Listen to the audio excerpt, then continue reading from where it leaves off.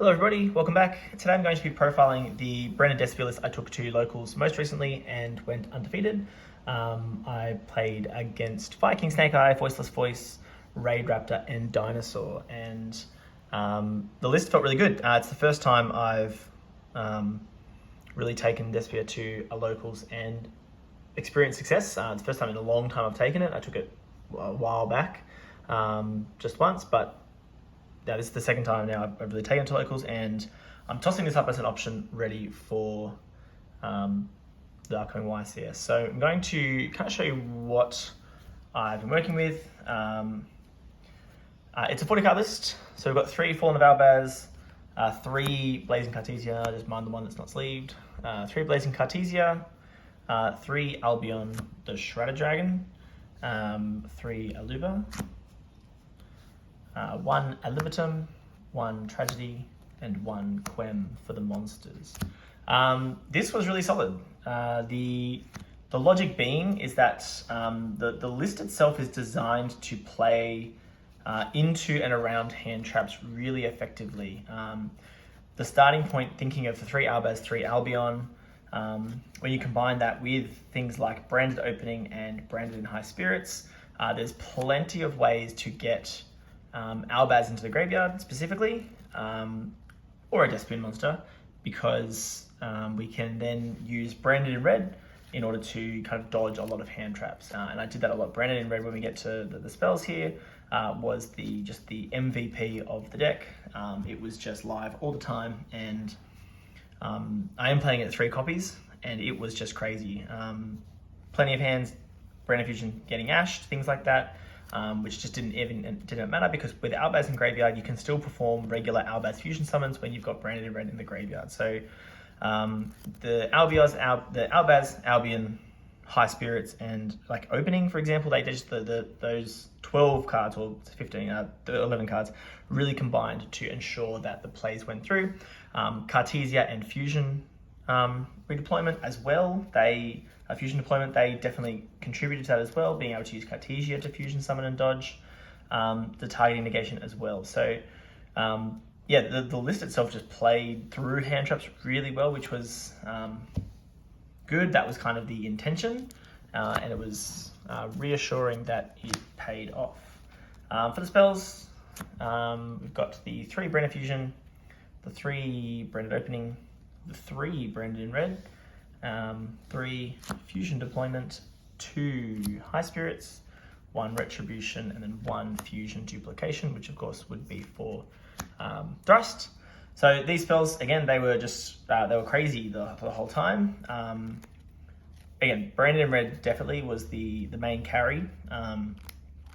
High Spirits was good, but there was a number of times though where I had it and it was kind of dead in hand, because like 15 monsters, there's a pretty standard count of monsters. I'm not playing a lot of those extra, like the Bestials, the extra dragons and things like that. So that definitely kind of played on my mind. I don't know if Branded High Spirits will necessarily maintain its spot in the list.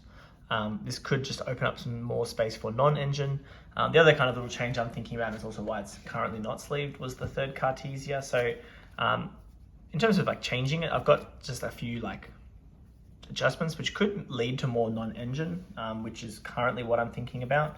Like I said, this is 40 cards, so these 3 cards could go non-engine or bolstering the engine in other ways. But really the engine that I had, so between the fusions, openings, Branded in Red, deployment, like everything just worked really well. But no, I can't stress enough how good the 3 Branded in Red was, because with having Albaz in grave all the time, this was essential. I know that a lot of the side decks from the YCS Vegas had plenty of Bestials, and that's definitely a consideration, but yeah, that is what it is. That would definitely put a dampener on the Branded in Red things, but otherwise it was fine. And then for non-engine, it was on Super Poly, Thrust, and 3 Talons as well. So going more for the board break approach. My side deck was really thrown together, so it's not even really worth showing, I would say. I did have 9 hand traps in the side deck, and then like Cosmic Cyclone, that type of thing, and some other thrust targets, just like one-ofs.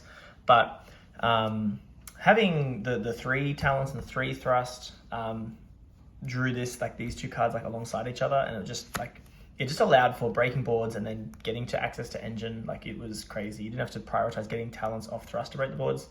And the Despia engine, or the brand of Despia engine, is already so strong. My Dino opponent, for example, went full combo, and the only non-engine I had was talents, and between the talents and just the 5 other engine cards I had, I was able to kind of push through, break the board, and then win on the crackback then. So it was pretty crazy.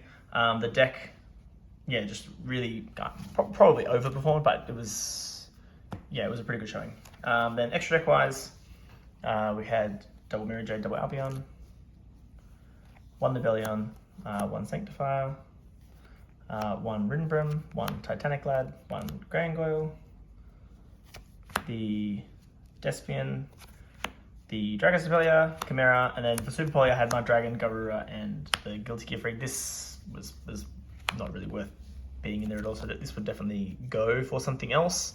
The thing I am very kind of keen to maybe test is some of the Shadol lineup with like Apkallone, Winder, Ariel, for example. I mean, you could easily just main deck 1 Ariel, send Apkallone with the Grand Gugnol, and get the Banish 3. That's an option, and then obviously side into maybe like a heavier Shadol fusion lineup, potentially, but I'm still not sure because that does require quite a bit of commitment. I have mentioned I'm going to take 3 cards out of the main deck there, so potentially Ariel could just be an inclusion.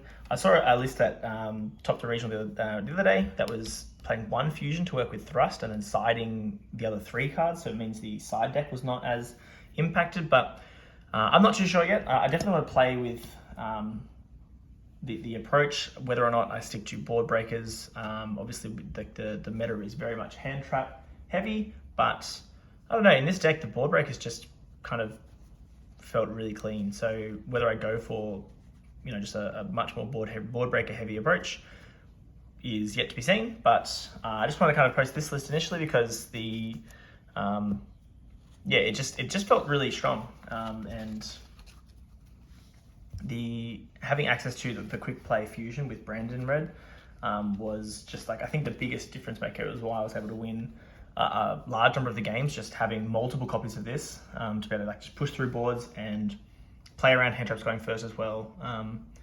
It was excellent. But otherwise, I will leave it at that. I'm going to be testing this deck non-stop for the next kind of 2-week window, or week and a bit window until, it was a 1-week window actually, until the YCS, because like I said, it's probably what I will be taking. But otherwise, I will catch you in the next one.